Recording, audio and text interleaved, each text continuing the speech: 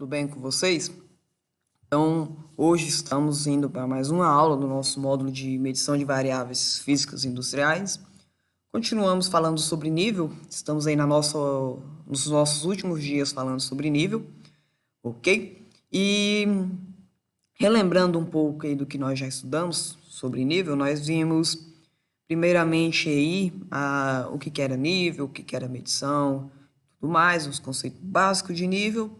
Eu citei para vocês as duas formas de medição de nível, que eram as medições direta e indireta, ok? Já falamos de todos os principais tipos de medições diretas e nas últimas aulas nós começamos a falar sobre medição de nível de forma indireta.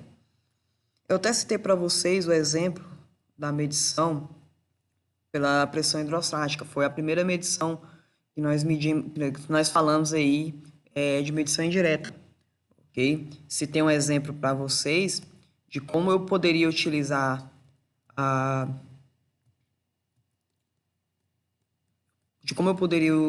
pressão para poder medir nível. Deixa eu só procurar o exemplo para vocês.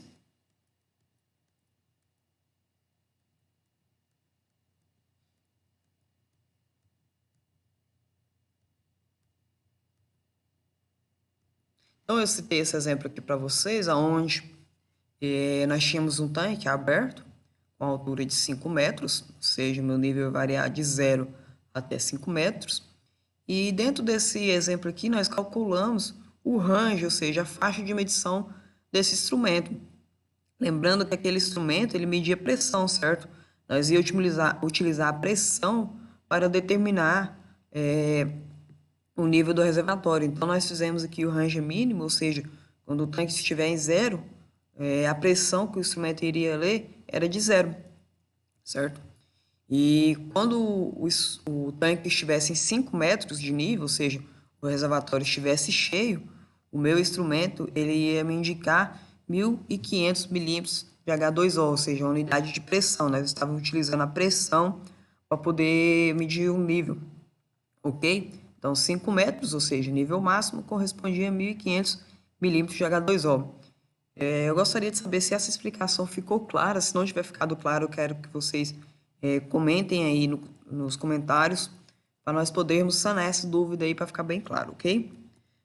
Partindo para a nossa aula de hoje, nós vamos falar um pouco ainda aí sobre a pressão diferencial, certo?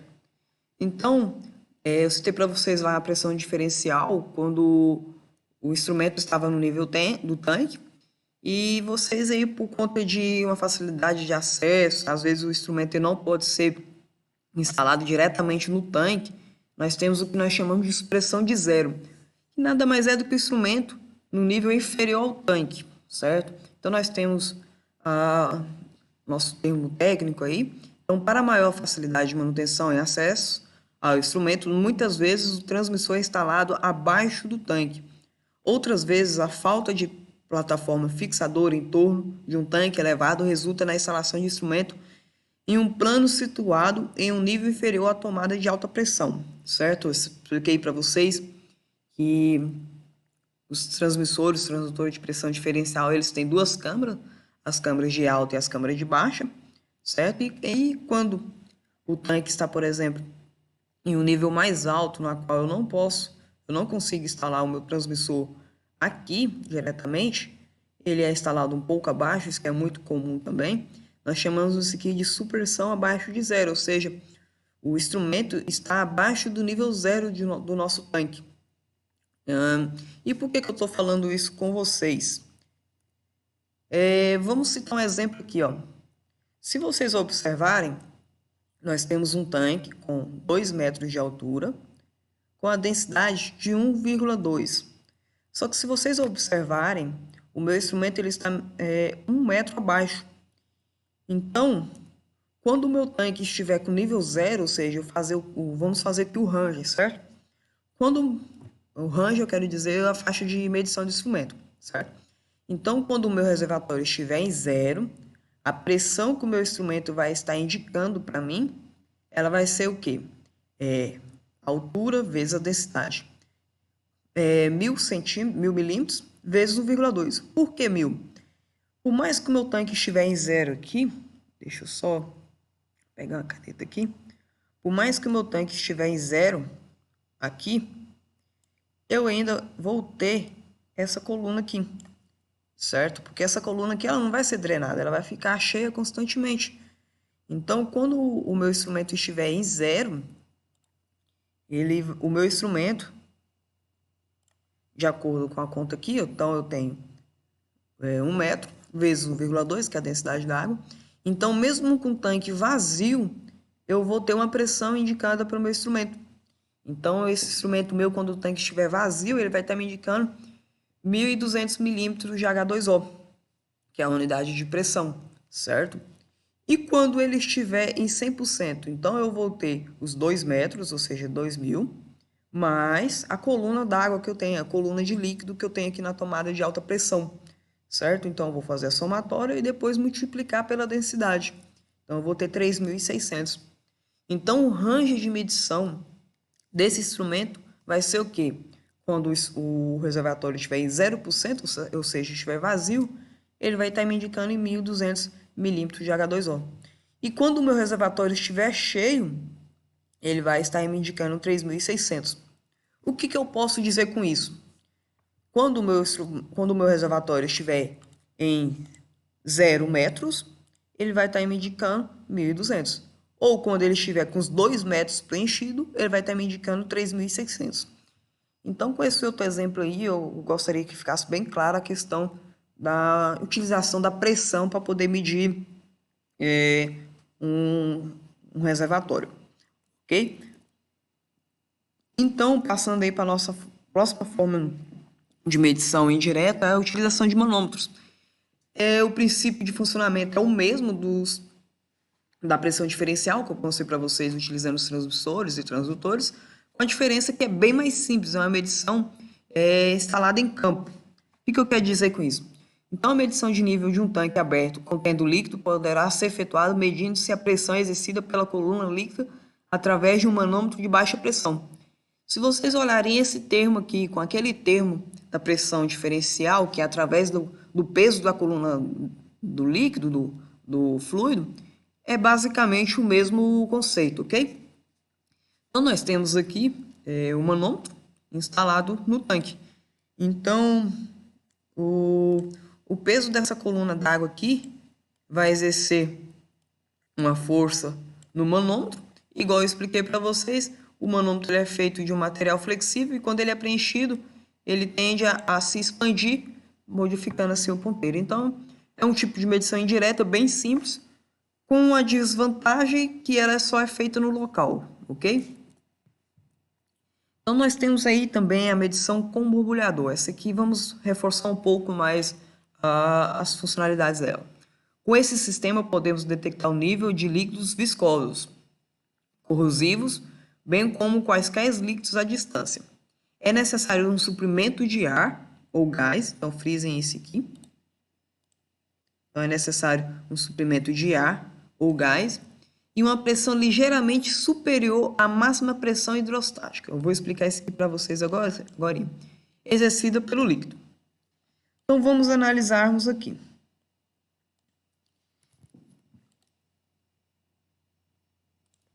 Então, nós temos aqui um transmissor também, um transdutor de pressão diferencial, onde nós temos um suprimento de ar, ele é passado aqui por um filtro. Esse suprimento ele vai partir por aqui, ok? Ele vai descer até um tubo no fundo do reservatório. Lembrando que esse tubo ele deve ter um chanfro. Por quê? Porque se o tubo ele for reto, corre o risco dele chegar aqui no fundo do tanque e ficar tampado. Então, essa pressão de ar aqui, ela vai vir, passar por aqui, esse suprimento de ar, e vai exercer uma força para fazer um certo borbulhamento. Esse borbulhamento, ele não pode ser grande, ele tem que ser pouquinho somente para poder vencer, certo? E aqui ele me diz, ó, o suprimento de ar ou gás e uma pressão ligeiramente superior à máxima pressão hidrostática. O que é a pressão hidrostática? A pressão hidrostática, eu já citei para vocês, que é a pressão exercida pela coluna d'água. Então, se eu tiver uma pressão menor do que a minha pressão de ar aqui for menor do que a pressão da coluna d'água, vocês concordam comigo que não teria força para poder fazer um borbulhamento aqui? Vocês podem fazer isso aí, um teste bem simples. Vocês podem pegar um canudinho e tentar soprar por ele. Enquanto vocês não fazerem uma força um pouco maior do que aquela da coluna d'água ali dentro do copo de vocês, vocês não vão ter um borbulhamento. Então, vocês podem pegar o copo, encher ele e fazer uma força.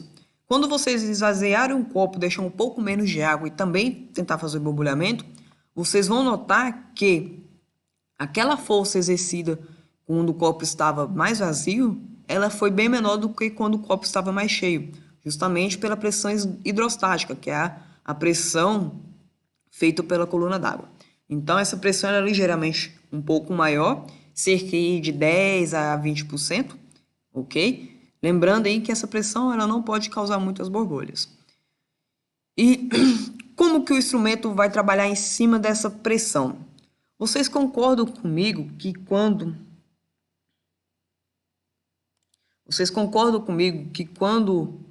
o nível estiver mais cheio aqui, eu terei que fazer uma força maior para causar o borbulhamento, certo? Então, a câmara de alta do nosso instrumento ela vai identificar essa pressão maior, ok?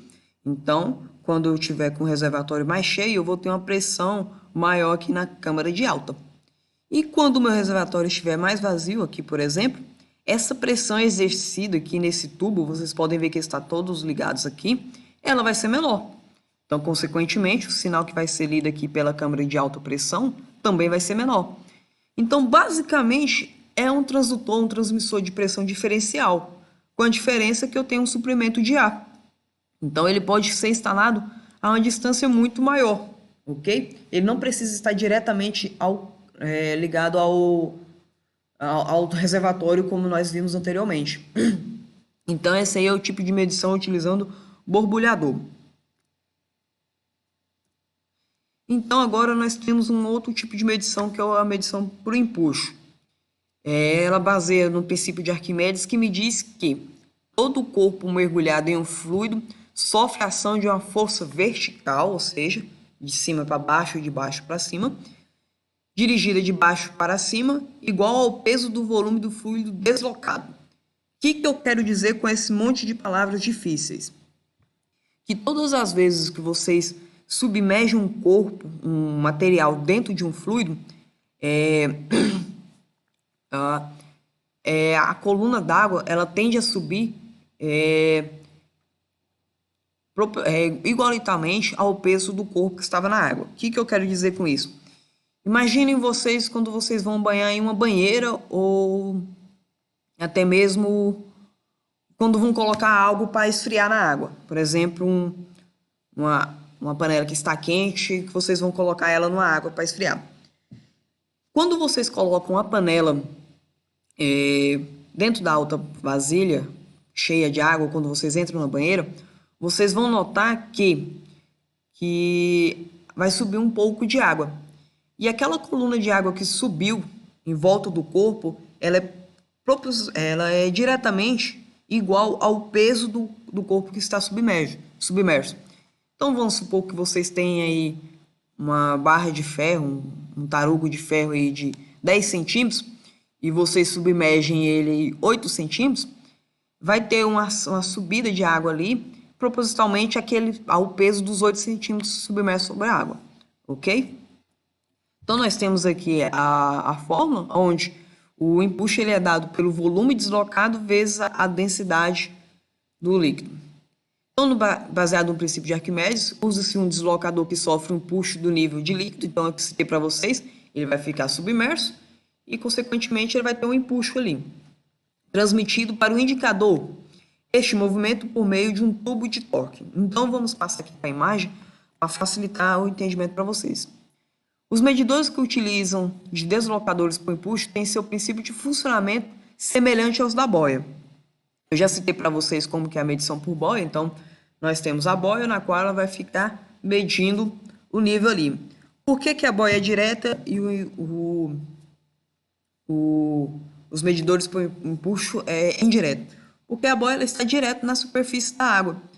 Já o por empuxo eu estou utilizando um fenômeno físico, ou seja, eu estou utilizando uma outra variável para poder medir o nível, ok? A diferença se dá porque os deslocadores, por serem mais pesados, estes ficam imersos no fluido, igual eu citei para vocês. Eu vou ter o corpo um pouco imerso no fluido. Consequentemente, o volume do flutuador é bem menor, necessitando assim um amplificador de sinal. Então, o movimento da boia, toda a movimentação do nível ali, eu tinha a boia movimentando. Já o deslocador, ele é bem menor, ele é bem pouco, ok? Então, vamos analisar aqui a imagem. Então, aqui nós temos um transmissor, que a forma de saída dele é um sinal pneumático, mas não se importem com isso, ok? Então, aqui nós temos o nosso deslocador, onde ele vai ficar submerso na água, então, no reservatório, me desculpe. Então, vamos desenhar aqui um reservatório, onde ele vai estar submerso aqui. Ok? E eu citei para vocês que o inpush é o quê? Ela é a deslocação do fluido quando imerso um corpo. Então, o fluido ele tende a deslocar igualitamente ao esse peso, a esse volume que está submerso aqui. Então, quando ele desloca, ou seja, ele vai um pouco para cima, ele vai transmitir essa força aqui por essa haste, ok? Aonde ela tem uma mola que pode fazer a calibração dela, temos o suporte. E essa esfera, ou essa haste, ela está aqui em uma esfera. E aqui nós temos o ímã. Então, a esfera ela vai movimentando em direção ao ímã. E nisso ali eu vou criando um campo magnético. Então, vocês podem observar aqui, eu tenho a esfera. Consequentemente, se eu tenho um ímã e o ímã está movimentando, então eu tenho um campo magnético. Este ímã, a outra ponta dele está ligado a uma haste, aonde eu tenho a variação no resistor. Então, se eu tiver uma tensão aplicada nesses dois terminais desse resistor aqui, de acordo com o meu nível vai subindo ou descendo, eu vou movimentando esse ímã e, consequentemente, movimentando o ímã, eu vou variando a resistência. Então, se eu tiver uma maior resistência, eu vou ter uma menor corrente. Se eu tiver com uma menor resistência, eu vou ter uma maior corrente. Então, é dessa forma que os medidores por empuxo funcionam. Aqui eu tenho uma saída de ar pneumática, então esse medidor aqui, consequentemente, esse exemplo aqui, provavelmente, desculpa, ele vai controlar uma válvula pneumática na saída, que é o elemento final de controle, ok? Se tiverem ficado alguma dúvida, eu peço que entrem em contato comigo, deixem nos comentários aí, que eu vou estar respondendo todas elas. Para a nossa aula de hoje, eu gostaria de falar somente isso. Fiquem com Deus e até a nossa próxima aula.